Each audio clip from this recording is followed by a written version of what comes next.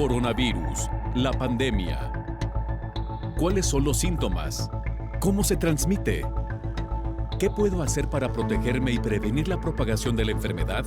Nuevo padecimiento que ha encendido las alarmas de los sistemas de salud. Coronavirus, la pandemia. Domingo 17 de enero, bienvenidos a Coronavirus, la pandemia, este programa especializado en la enfermedad de la COVID-19.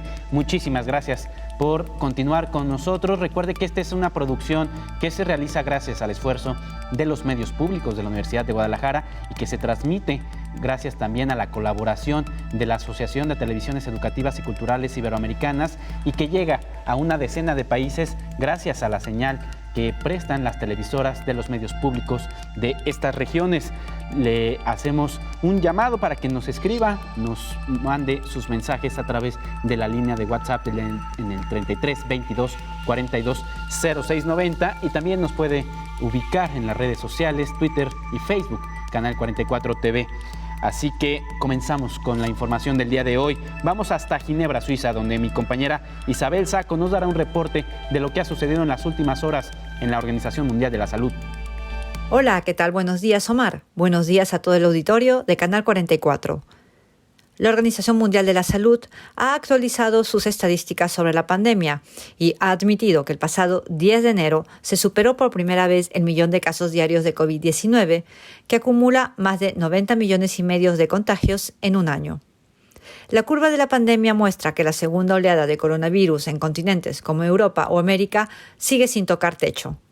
Las campañas de vacunación iniciadas en muchos de los países más afectados del mundo recién empezará a hacer notar sus efectos hacia finales de este mes, ya que la inmunidad tarda en desarrollarse hasta 3 semanas, plazo a partir del cual los vacunados deben recibir una segunda dosis para completar su inmunidad.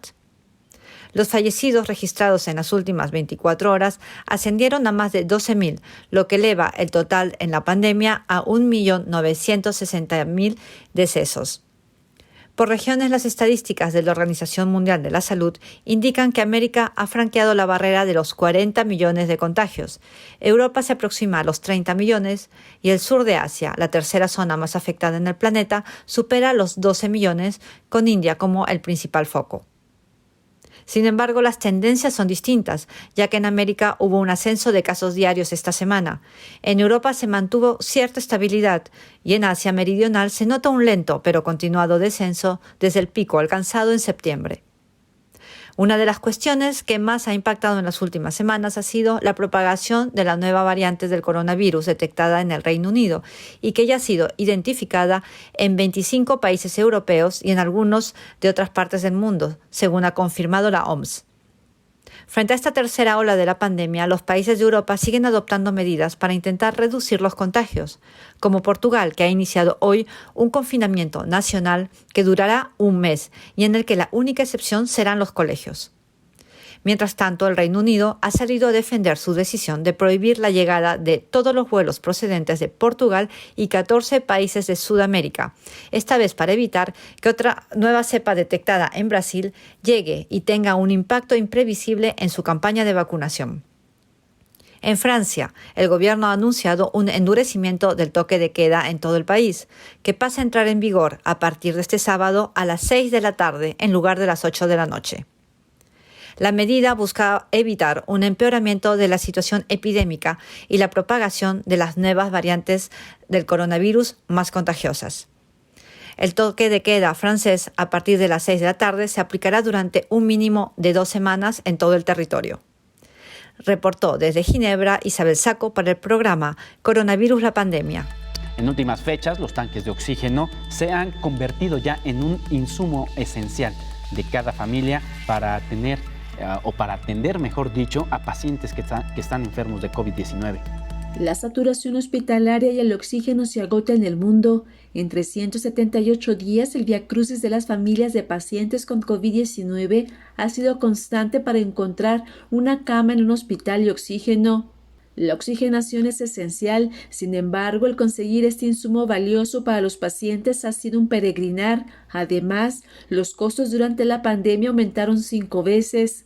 Algunas personas, tras varios días de agonía, han perdido la vida sin conseguir el oxígeno para sobrevivir. En algunos hospitales del sistema mundial escaseó el oxígeno. Al día, menciona el ministro de Salud, que llegan a necesitar entre 170 a 200 toneladas de oxígeno para cubrir la demanda, cuando solo se produce 20% en los países. Los hospitales de Europa y América se enfrentan a diario a la mayor crisis sanitaria. Las escenas que se vivieron en algunos países como Perú y Ecuador se viven en otras naciones en este inicio de año. Antes de que el mundo se acercara a los 10 millones de contagios de COVID-19, se vivía la escasez de oxígeno, el acaparamiento y empresas fantasmas que hacían creer a las familias que tenían disposición. Ahora que se acerca a los 100 millones, se suman más historias. A la fecha, de acuerdo con el mapa de la Universidad de Johns Hopkins, suman 91.559.240 casos con 1.962.000 muertes por COVID-19. Un porcentaje importante de estas pérdidas no tuvieron a su alcance un tanque de oxígeno. De acuerdo con la Organización Mundial de la Salud, se requiere alrededor de 88.000 cilindros de oxígeno medicinal diarios para atender la demanda global. La escasez durante la pandemia ha sido en Perú, México, Honduras y Nicaragua. El oxígeno es un medicamento esencial y resulta vital para pacientes críticos con neumonía por COVID-19 e incluso es usado para quienes comienzan a tener una oxigenación baja. Si antes de la pandemia ya había escasez de oxígeno en los hospitales y pocas familias lo adquirían para atender a su familiar enfermo, con la pandemia COVID-19 se ha vuelto un insumo importante en cada familia del planeta. La pandemia COVID-19 sigue abriendo el telón dramático de la enfermedad. Hospitales, oxígeno medicinal, pruebas, oxímetros, políticas públicas en salud, restricciones, medidas sanitarias son algunas escenas que en estos 378 días transcurridos ha puesto en jaque a la población mundial. Y ante la amenaza de la nueva cepa 2021, advierte que será un año crítico en la vida y salud de los habitantes de la Tierra. Informó Isaura López Villalobos. Ante las demandas de tanques de oxígeno por el alza de pacientes de COVID-19 críticos en el mundo y sobre todo también por el acaparamiento y la escasez de estos insumos, el infectólogo Héctor Raúl Pérez Gómez hace las siguientes puntualizaciones. El gran problema es la alta demanda. Las estimaciones son que en este momento se ha incrementado hasta en 6 veces la demanda habitual de oxígeno en algunos lugares, en este caso hablemos de la República Mexicana. Hemos visto imágenes en que en la Ciudad de México hay esperas hasta de 48 o 72 horas para lograr el abastecimiento de un tanque de oxígeno, pero también para contar con ese tanque, no solamente con la restitución del mismo. Y por otro lado, creo que el incremento de la demanda ha traído como consecuencia también mucha especulación. Exacto. Para responder a la primera pregunta, ¿dónde se puede conseguir? Bueno, pues, existen cientos de empresas que venden tanques de oxígeno y cientos de empresas que de igual manera abastecen de este oxígeno medicinal, pero el problema de la demanda ha sido tal que no hay capacidad para poder atender a dicha demanda y esto como consecuencia ha traído incrementos en los costos hasta de 5 veces lo que sería el costo habitual cuando antes de la pandemia. Pues una situación que yo lo digo con esa claridad, me parece inmoral, particularmente tratándose de un asunto de salud, de tanta desesperación que tiene la población en este momento. Digo, podría responder de manera simplista, bueno, pues que se agilice la producción de tanques para oxígeno y de igual manera que haya un incremento en los procesos para su purificación y abasto. Pero digo que es una respuesta simplista porque seguramente las empresas abastecedoras ya lo están haciendo y ni aún así están logrando dar suficiencia a esta necesidad. Precisamente el día de ayer, en la rueda de prensa que se hace en Palacio Nacional, los martes, que le llaman el pulso de la salud, el titular de la Profeco decía, no hay desabasto de tanques. Lo que puede haber es quizá algunas empresas que los estén escondiendo, y contra ellos es contra los que tendrían que ir tanto la Profeco como las autoridades. Pues evidentemente la Profeco debe hacer su trabajo en ese sentido, tanto para el control de precio como también para que se evite la especulación en el producto. Pero yo creo que sí hay desabasto porque considero un alto porcentaje de personas que están teniendo esa necesidad que sí desembolsan una cantidad mayor para poder tener este vital oxígeno medicinal. Y aún así, con la disposición de pagar más, porque no tienen otra alternativa, no logran conseguir el tanque y no logran abastecer oportunamente el tanque que ya tienen, ¿no? Entonces, no, sí estamos ante un grave problema. En algunos lugares se ha intentado resolver procurando que algunas instituciones de salud además le ayuden a la población con el abastecimiento de su tanque correspondiente, pero esa la veo una solución poco viable, casi inviable, por el hecho de que esa institución de salud en particular también está necesitando su oxígeno que tiene contratado y comprado con la empresa abastecedora. Con esta información vamos a la primera pausa. Regresamos a Coronavirus, la pandemia.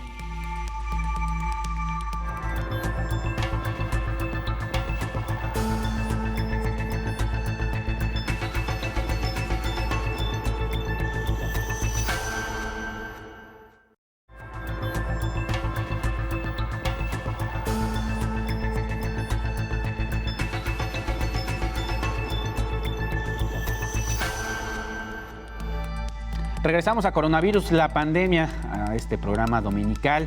Le cuento que la Organización Mundial de la Salud ya ha lanzado una alerta sobre el crecimiento, sobre todo en algunos países, de manera exponencial de pacientes que han dado positivo y que en algunos casos han requerido hospitalización.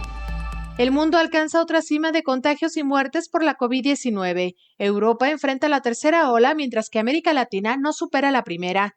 La Organización Mundial de la Salud alertó del avance imparable de la pandemia, que ha experimentado un repunte de un 6% de casos, con el continente americano a la cabeza y Estados Unidos como el país más afectado. Tan solo en un día se registraron en el mundo 15,000 muertes. Varios países latinoamericanos están comenzando a registrar preocupantes índices de ocupación hospitalaria, en un nuevo capítulo de la lucha contra la COVID, una enfermedad al alza después de las celebraciones navideñas. Gran parte de los más de 37 millones positivos del coronavirus y las más de 882,000 muertes que se han registrado hasta la fecha en el continente americano, según la Organización Mundial de la Salud, provienen de países donde los sistemas de salud están registrando alarmantes ocupaciones de camas de unidades de cuidados intensivos, equiparándose a las que hubo en la primera etapa de la pandemia. Un ejemplo es lo que está sucediendo en el Amazonas, que reporta un 88.7% de ocupación en UCI para pacientes de COVID-19, muy por encima del 66.7% que venía comprobándose en las últimas 2 semanas. Perú registra la alarmante cifra de 97.8% de ocupación de estas unidades de cuidados intensivos, por lo que el sistema sanitario se encuentra en alerta roja. Hasta la fecha, Ecuador, que en algún momento se encontró como un foco alarmante de muertes, cuenta con más de 14,000 fallecimientos por el coronavirus. Y en México, varias entidades han reportado una ocupación hospitalaria sin precedentes, incluyendo a la capital del país, informó Rocío López Fonseca. Y aquí en el estudio, el infectólogo Héctor Raúl Pérez Gómez indica que algunos pacientes que cursan la enfermedad de COVID-19 en su domicilio van a requerir de oxigenación. En situaciones en donde la ocupación hospitalaria está en una situación crítica, el paciente puede estar un poco más tiempo en su casa recibiendo oxígeno suplementario y bueno, eso puede permitir una mayor espera para lograr una cama de hospital. Eso por un lado. Por otro lado, también algunos pacientes pueden continuar el manejo de forma ambulatoria si tenemos certidumbre de que el tanque de oxígeno estará siempre disponible y, por otro lado, que la cantidad de oxígeno que requiere el paciente, junto a los medicamentos que se están utilizando, un buen monitoreo, una buena comunicación con el equipo de médico tratante, bueno, podría eventualmente permitir ese manejo ambulatorio. De tal suerte que la pregunta que me haces es fundamental, porque no es lo mismo un tanque, pequeño, que es predominantemente para un traslado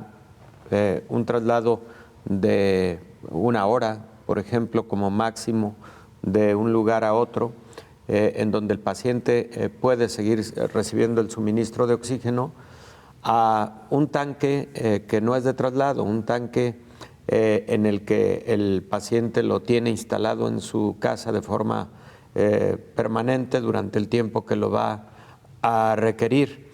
Ahí sí es básico que las personas tengan perfectamente identificado con quien le provee de este insumo, el que se diferencie entre ese tanque que es de traslado y que por lo tanto va a tener una duración menor porque la capacidad evidentemente es menor, y que entonces eso no vaya a generar una falsa confianza, porque el paciente entonces puede tener poco tiempo de suministro de oxígeno y muy rápidamente requerir la reposición del mismo en el pequeño tanque que haya adquirido. Otro tema también es el del concentrador de oxígeno. El concentrador es este equipo que se conecta a la corriente eléctrica y que a través de un proceso toma el oxígeno ambiental para generar concentración del mismo, por eso se llama concentrador, y para de esa manera proveerlo al paciente. Los concentradores de oxígeno habitualmente tienen capacidad para proveer de 5 litros por minuto.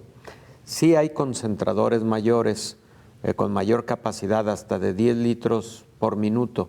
Sin embargo, ya aprovisionamiento de más litros por minuto para un determinado paciente no se logra con esos concentradores, y también en ese sentido hay que tener muy bien identificado, porque un paciente que, por ejemplo, puede estar teniendo ya requerimientos de 6 litros por minuto y tiene un concentrador de solamente 5 litros por minuto, cuidado, porque puede tener problemas en los próximos minutos o en las próximas horas. Creo que aquí, Omar, lo fundamental es, número uno, que diferenciemos perfectamente bien aquellas situaciones en donde un paciente determinado no puede ser manejado en casa de forma ambulatoria, aunque tenga un tanque de oxígeno o aunque tenga un concentrador, porque las condiciones del estado pulmonar no van a permitir mucho tiempo de manejo ambulatorio y requiere de un hospital. Es muy diferente tener el tanque mientras logramos la cama de hospital, pero que eso no signifique que se cambia la decisión para seguirlo manejando en casa. Es un auxiliar, digamos, no es el remedio. Es un auxiliar ante una crisis por lograr un espacio. Porque, a ver, el oxígeno que te puede entregar una instalación hospitalaria puede ser tan alto como de hasta 20 litros por minuto. Un paciente que requiere más puede necesitar de otro sistema de entrega de oxígeno conocido como alto flujo, que te puede dar hasta 60 litros por minuto a una concentración del 100%, lo que conocemos como fracción inspirada de oxígeno, hasta del 100%. Eso no te lo da nada en un domicilio. Eso necesariamente es en un hospital. Porque además, un paciente que ya está teniendo requerimientos por arriba de 10 litros por minuto, no, por supuesto que es extremadamente peligroso que siga estando en su casa. Ese paciente debe estar en el hospital. Hay pacientes que pueden estar en el sistema de alto flujo a 45 litros por minuto, con 100% de fracción inspirada de oxígeno, y pueden de ahí empezar a tener una mejoría que los lleve a una disminución progresiva en su requerimiento hasta llegar a su recuperación definitiva. No, precisamente el alto flujo de oxígeno ha evitado muchas intubaciones endotraqueales. Se trata de extender al máximo posible el soporte sin necesidad de llegar hasta la intubación endotraqueal, porque la intubación endotraqueal ya representa otra etapa extrema. Pero también se trata de que estirar al máximo posible esa estrategia tampoco vaya a poner en riesgo a un paciente que necesita obligadamente intubación endotraqueal. Y antes de ir a una pausa, vamos hasta España, donde mi compañera Andrea Escobar nos dará un reporte de lo que ha sucedido en la península ibérica. Hola, ¿qué tal? Muy buenos días, Omar, y a todo el auditorio de Canal 44. España atraviesa momentos difíciles tras el paso de la borrasca Filomena, que dejó una ola de frío en todo el país, con temperaturas mínimas históricas inferiores a los 10 grados bajo cero en distintas regiones. Todo esto mientras que los contagios de coronavirus se disparan. El gobierno reportó este martes 25.438 nuevos casos y una incidencia acumulada de 454 casos por cada 100.000 habitantes. Las cifras indican que el aumento de casos va en alza después de las vacaciones de Navidad, cuando todas las regiones relajaron las restricciones y muchos ciudadanos multiplicaron las reuniones con familiares y amigos. Frente al aumento de casos, las vacunas son la gran esperanza, con la llegada de nuevas dosis de distintos laboratorios. Salvador Illa es ministro de Sanidad. Ayer llegaron las dosis pertinentes de la vacuna de Pfizer-BioNTech, en torno a unas 360.000, que añadidas a las 740.000 que ya teníamos, estamos ya en un horizonte de más de 1 millón de dosis recibidas en nuestro país. Y la campaña de vacunación va más lento de lo previsto. Hasta este martes había 406.000 personas vacunadas, poco más de la mitad de las vacunas que el país ha recibido de la farmacéutica Pfizer-BioNTech. El ministro Illa ha asegurado que esta semana el ritmo de vacunación tomará velocidad de crucero y que al término de la misma todas las residencias de adultos mayores contarán con la primera dosis del fármaco. Reportó desde Madrid Andrea Escobar de la Agencia EFE. Regresamos, estamos en coronavirus, la pandemia, no le cambie.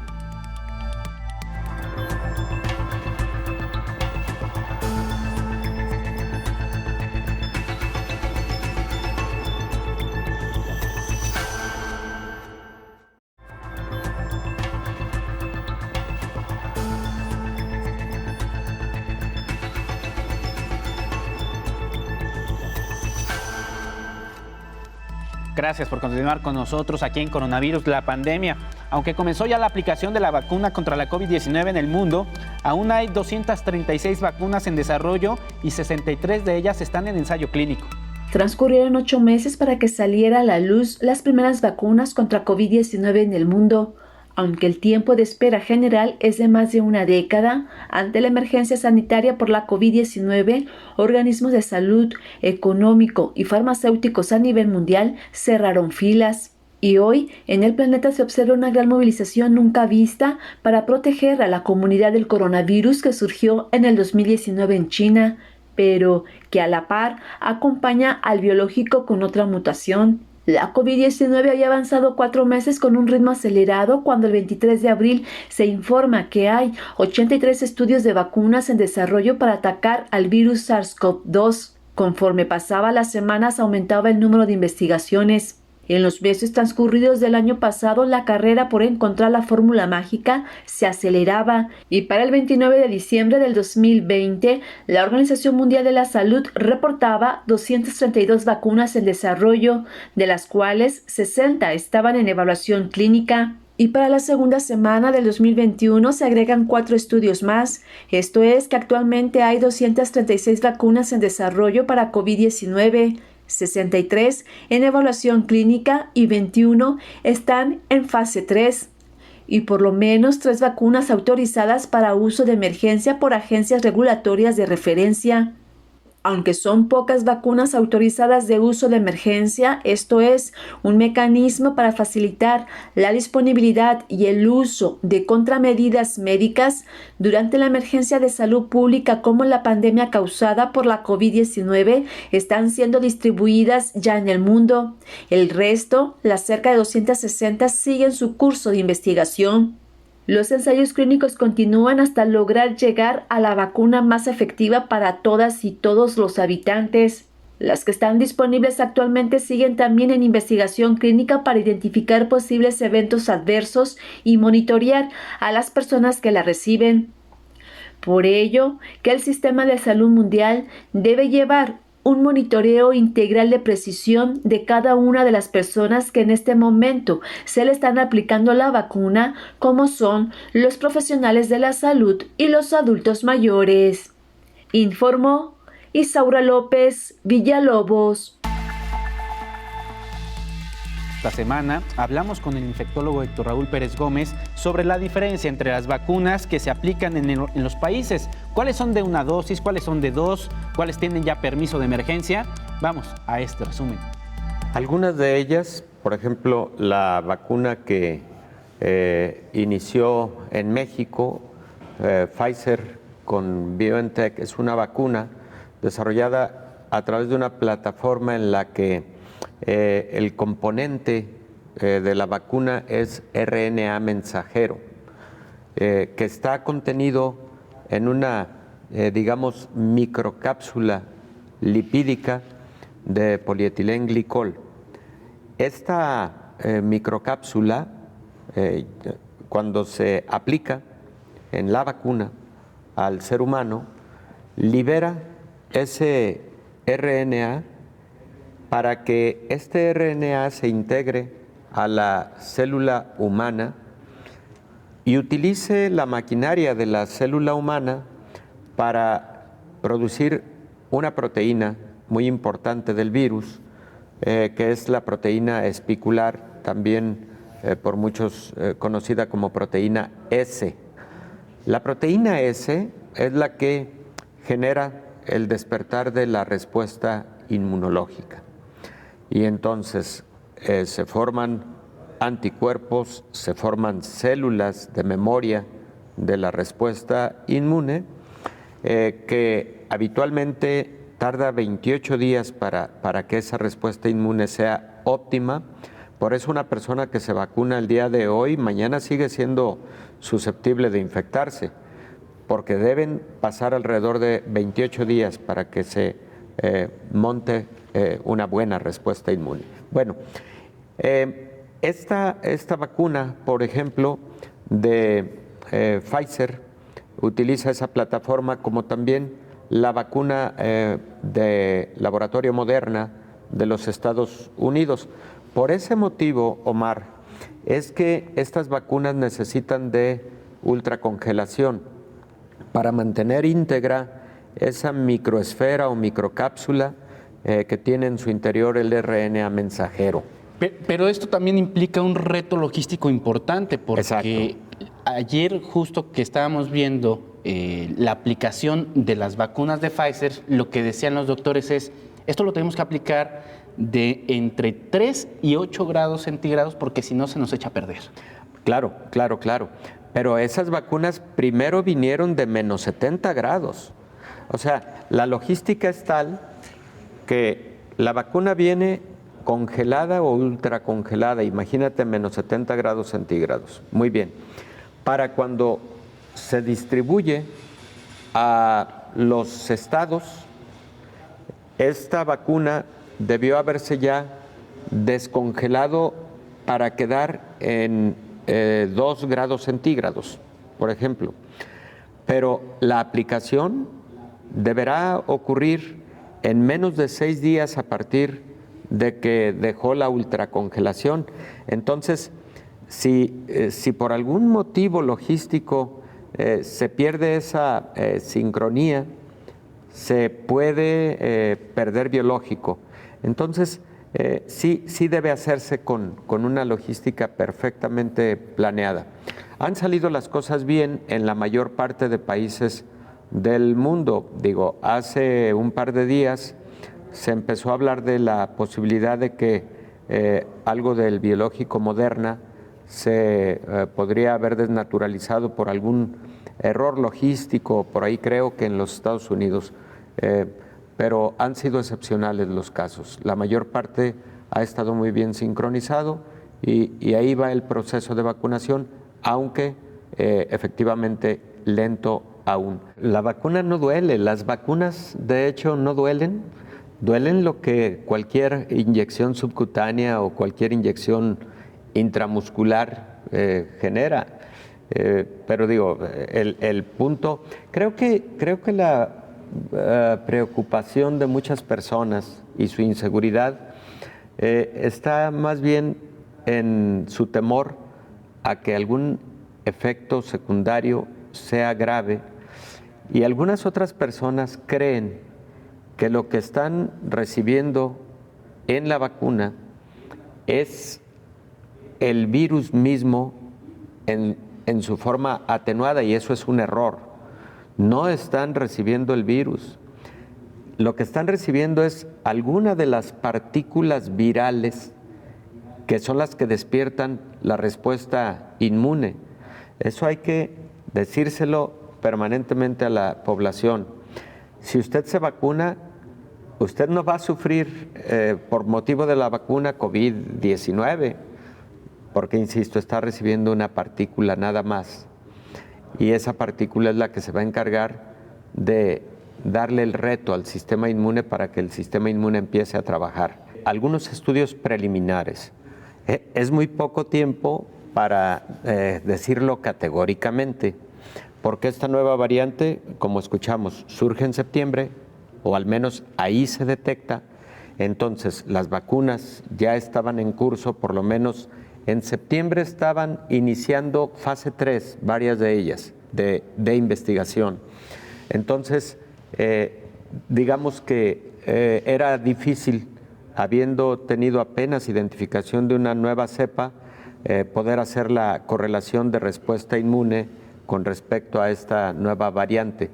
Pero estudios preliminares sugieren que el desempeño de las vacunas está siendo óptimo, aún con la presencia de esta nueva variante, con estas mutaciones, pero no sabemos si en el futuro nuevas mutaciones, nuevas variantes puedan generar alguna dificultad con el desempeño de las vacunas.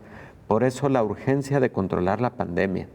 Mientras este virus circule más tiempo en la comunidad, mayores mutaciones van a ocurrir. Es un virus RNA. Los virus RNA son más inestables que los virus de tipo DNA. Y mientras más circulan, más se equivocan en su replicación.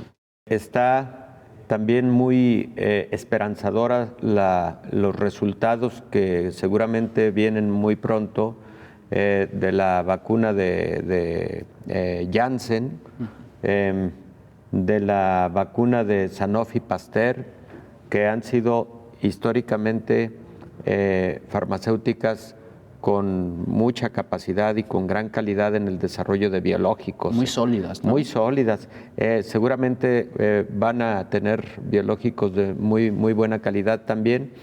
Entonces eso va ampliando la esperanza de que podamos tener más gente vacunada a lo largo del 2021. Y efectivamente hay alrededor de 140 productos biológicos que son candidatos a buenas vacunas. Sin embargo, bueno, las que llegaron a la fase 3 primero fueron la de AstraZeneca, la de Pfizer, la de Moderna, la Sputnik y las de CanSino, ¿no? En general han sido las vacunas con más desarrollo. Las vacunas de CanSino, las vacunas chinas, que los reportes científicos hablan de un 95% de efectividad, son vacunas de una sola aplicación. Sputnik es una vacuna de una sola aplicación. Todas las demás, por lo pronto, Pfizer, AstraZeneca, Moderna, son de 2 aplicaciones. Subcutáneas todas. Subcutáneas y, no, perdóname, son intramusculares. Okay. Son intramusculares. No recuerdo exactamente si alguna de ellas sea subcutánea, pero son intramusculares. Por ejemplo, Pfizer es intramuscular. Y también tienen algunas pequeñas diferencias respecto de en qué momento va la segunda dosis. Algunas de ellas son a los 21 días y otras son a los 28 días. También hay algunas diferencias en cuanto a los grupos de edad que por ahora se recomienda deban ser vacunados. Por ejemplo, el caso de Moderna abarcó incluso hasta 16 años de edad. Las demás, hasta donde tengo identificados los ensayos clínicos, abarcaron hasta 18 años de edad. Pero vienen en curso los resultados ya también para menores de edad, mujeres embarazadas y grupos, digamos, especiales de la población, como por ejemplo las personas que tienen enfermedades autoinmunes, como lupus, artritis reumatoide, etcétera, que son grupos especiales en donde no fácilmente puedes definir si es conveniente o no que se vacunen, porque en esas personas, por ejemplo, una vacuna puede despertar respuesta inmune que puede descompensar su enfermedad preexistente, ¿no? Como, insisto, artritis reumatoide, lupus, etcétera. En tanto no tenga 75% de vacunación la población, tenemos que seguir cuidando las medidas de prevención de las que tanto hemos hablado. Y voy a explicar rápidamente por qué es esto. Fíjate, Omar, la vacuna evita que el virus llegue a tu faringe o llegue a tus pulmones o llegue a los alvéolos pulmonares. No, la vacuna no evita eso. La vacuna lo que evita es que el virus que llega y empieza a infectar algunas de tus células del árbol respiratorio, la respuesta inmune previamente desarrollada por la vacuna se active y diga, a ver, llegó el enemigo, actívense anticuerpos, células de la respuesta inmune y a trabajar.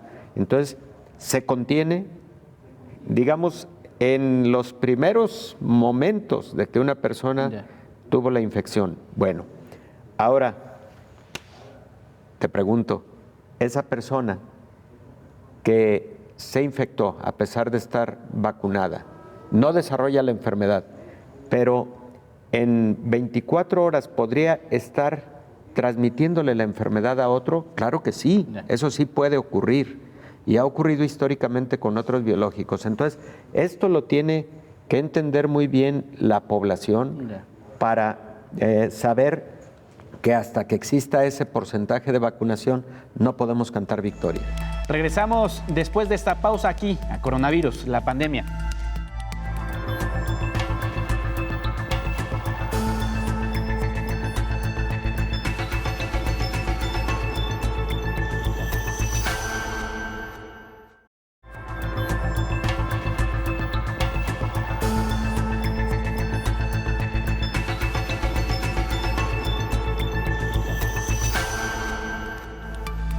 Ya estamos de vuelta aquí en Coronavirus, la pandemia. Muchísimas gracias por continuar con nosotros.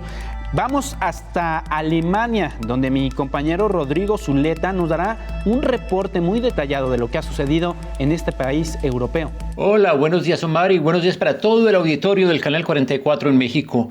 En Alemania vivimos en este momento un momento muy complicado con la pandemia. Las cifras se han venido disparando más o menos desde septiembre y el próximo martes habrá una reunión de la canciller Angela Merkel con los jefes de gobierno de los Estados Federados para revisar las medidas actuales y probablemente endurecerlas. Como dije al comienzo, en estos momentos estamos registrando niveles récords. La idea de las medidas es tratar de reducir la incidencia semanal a 50 contagios por 100.000 habitantes y en estos momentos la incidencia semanal es 146 casos por 100.000 habitantes, es decir, está muy lejos de eso y entonces se discuten posibles nuevas medidas al respecto.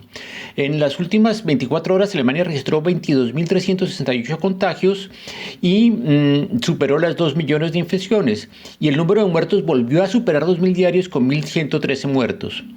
En todo caso, hay una esperanza en el horizonte que es el comienzo de la campaña de vacunación, aunque hay muchos críticos que dicen que esta campaña ha empezado de manera excesivamente lenta y que hay que acelerar la situación. La lentitud se debe en parte a la escasez inicial de dosis, pero el ministro de Sanidad, Jens Spahn, ha asegurado que a medida que pasen los meses habrá un mayor número de dosis con la aprobación de nuevas vacunas y también que la infraestructura está lista para el momento que haya suficientes dosis empezar a vacunar a gran velocidad. El comienzo ha sido con los hogares de ancianos y se seguirá con los grupos vulnerables. Pero en todo caso el plan es que para verano, es decir, para mediados de años, cada alemán pueda tener al menos una oferta de vacunación. Bueno, me despido, reportó desde Alemania Rodrigo Zuleta de la agencia EFE para el programa Coronavirus, la pandemia. Y bueno, aquí en el estudio el doctor Héctor Raúl Pérez Gómez nos da su opinión técnica sobre cuáles son las circunstancias que podrían hacer que el regreso a clases presencial sea un hecho. ¿Hay condiciones para hacerlo? Adelante.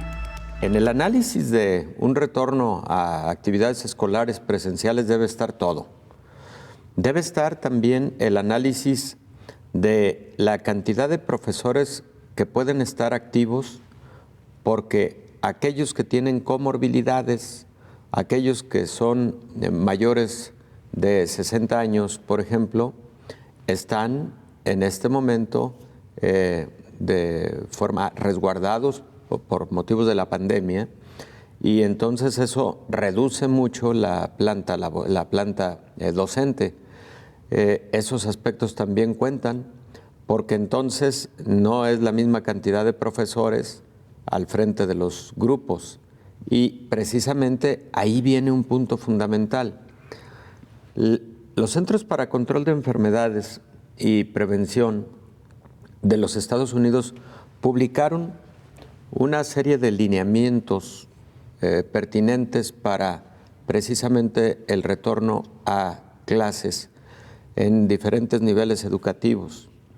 Y por ejemplo, una de las sugerencias es que se utilicen espacios más amplios para que se asegure la distancia entre persona y persona. Pues las aulas ya están construidas. El número de alumnos por grupo está determinado, está definido. Entonces, una alternativa sería luego empezar a hacerlo cuando existan condiciones de forma escalonada, yendo primero posiblemente a la modalidad mixta para que de forma escalonada no todo mundo esté de forma presencial. Precisamente como parte de la formación, los niños necesitan la socialización. Más que aprender a sumar, restar, multiplicar, dividir, necesitan estar en convivencia con sus compañeros, porque socializar en esa etapa de la vida es básico para esta parte formativa. Se van a enfrentar entonces a tener que empatar lo que esas competencias no han podido llegar a ser por la pandemia y por esta ausencia a lo largo de un año, por lo menos. Número 2, eso indudablemente, por ejemplo, a quienes sí tuvieron un primero, 2 o 3 años de convivencia a través de actividades presenciales a lo largo de este año, pues han tenido mucho impacto emocional porque los niños quieren ver a sus compañeros, quieren volver a jugar con ellos, quieren volver a convivir. Y sí les causa frecuentemente frustración, sí les causa tristeza que la vida no esté ocurriendo de esa misma manera como antes de la pandemia. Y tú lo recuerdas y lo recuerdo yo, cuando niños, pues era una de esas cosas que uno anhelaba al ir a clases, ¿no? La convivencia con los compañeros. Por otro lado, creo que los padres de familia han también sufrido mucho las consecuencias de esta situación, sobre todo los padres que trabajan. Claro. Los padres que trabajan y que tenían una dinámica en la que, bueno, sabían que en tal turno escolar pues estaban los niños atendidos y ahora pues se encuentran ante la grave situación de tener que encargar a los pequeños con los abuelos o con algún otro miembro de la familia. Y eso pues no deja de ser inquietante. Y antes de despedirnos vamos hasta Bucaramanga, Colombia, donde mi compañero Alfredo Durán de Canal TRO nos dará un reporte de lo que ha sucedido en el Caribe. Adelante. Gracias, un saludo muy especial desde Colombia, deseándole lo mejor en este inicio de nuevo año 2021, que la paz, la prosperidad, pero sobre todo la salud reine en estos hogares, quienes se conectan con nosotros para estar bien informados. Iniciamos contándoles las noticias de Colombia, de esta parte del territorio del mundo donde el COVID-19 no da tregua y sin embargo sigue en aumento. La tendencia en los últimos días y en los últimos meses ha registrado un alza del 200% de lo que se había registrado en octubre y noviembre del año anterior. Quiero decirles que en las últimas horas 46,000 pruebas de COVID-19 PCR se han analizado en el territorio nacional, de las cuales 17,000 han arrojado positivas, para un total de 1.800.000 habitantes han contraído el COVID-19, pero una cifra alentadora, 166,800 personas se han recuperado del COVID-19, lo que quiere decir que en el país hay una cifra activa de 112,000 casos de COVID-19, y una cifra también lamentable de fallecidos. Ya la cifra llega a los 48,000 decesos por la pandemia del coronavirus en esta parte del mundo. Pues como les voy indicando, en Colombia la cifra sigue en aumento, las autoridades están en alerta. En algunas partes del país se ha decretado la alerta roja hospitalaria. En Bogotá, Cali, Cartagena y Medellín se han tomado medidas para evitar que se genere un mayor colapso en la red hospitalaria. La capital de Colombia, que es Bogotá, tiene 7 localidades cerradas por COVID-19, es decir, más de la mitad, 4 millones de habitantes bogotanos están hoy en sus casas debido a la pandemia del COVID-19 y solo pueden salir a hacer algunas cuestiones que sean indispensables para el hogar. Cali, Cartagena, Medellín y los Santanderes se mantienen con toques de queda, restricciones de la movilidad y también algunos pico y cédula debido a este número de contagios de COVID-19. En Colombia, la red hospitalaria en la unidad de cuidados intensivos ocupa el 80%, quiere decir que menos del 20% están disponibles para la atención de patologías COVID-19 y otras patologías, lo que pues genera una mayor preocupación a las autoridades. Sin embargo, pues ya el gobierno nacional ha dado a conocer el esquema de vacunación, el plan de vacunación, cuántas vacunas tiene el gobierno nacional o cuántas habrán disponibles durante este 2021 para iniciar ese proceso masivo de vacunación. 40 millones, dice el gobierno nacional, que se tendrán y que ya están listas y que se están negociando para que estén aquí en el territorio nacional en el mes de febrero. 10 millones con la farmacéutica Pfizer y otras 30 millones con otras 2 farmacéuticas. El plan de vacunación iniciaría en 5 etapas y la hora cero, aunque el gobierno no la ha dado a conocer, se espera que sea entre la primera y la segunda semana de febrero. Iniciaría de esta forma. La primera etapa de vacunación sería los trabajadores de la salud, y la población adulta mayor de los 60 años hacia arriba. También en la segunda etapa de vacunación está esta misma población adulta mayor entre los 60 y los 79 años, y también la segunda y la tercera línea de atención en salud, de las personas que atienden la salud, esos serán los vacunados. La tercera línea de vacunación estarán los docentes y también las personas con alguna prescripción médica entre los 18 y los 60 años. Y finalmente, ya la última etapa de la vacunación, o la cuarta o la quinta, esperan ser los cuidadores, instituciones y también la población en general entre los 16 años hasta los 60 años que no hayan recibido la vacuna y accedan o quieran acceder a este beneficio. Pues el gobierno ha indicado que en este 2021 la prioridad es vacunar el 70% de la población colombiana, lo cual se tienen disponibles 3.000 centros de vacunación, 7.000 vacunadores que ya el gobierno nacional los está buscando para capacitarlos y empezar ese plan masivo en territorios. Cabe recordar que Colombia tiene algunas zonas de difícil acceso a donde el gobierno tendrá que garantizar la llegada de la vacuna y tener la estar inmunes más del 70% de la población en el mes de diciembre del 2021. Pues esta es la información que se registra en materia de COVID-19 en el país. Esto es lo que por ahora se ve para los próximos días, las próximas semanas, en materia de vacunación y el plan de vacunación que tiene el gobierno. Un dato para cerrar: en las próximas horas llegará al país algunos contenedores para mantener o resguardar la vacuna, y el cual estará instaurado en la capital de Colombia, en el Ministerio de la Salud y la Protección Social. Nos vemos la próxima semana con más información. Alfredo Durán, periodista del Canal TRO, sigan ustedes allá en estudio. Hemos concluido esta emisión, la número 322 de este programa especializado en la COVID-19. Yo le agradezco que me haya acompañado. Soy Omar García y nos vemos la siguiente semana. Coronavirus, la pandemia.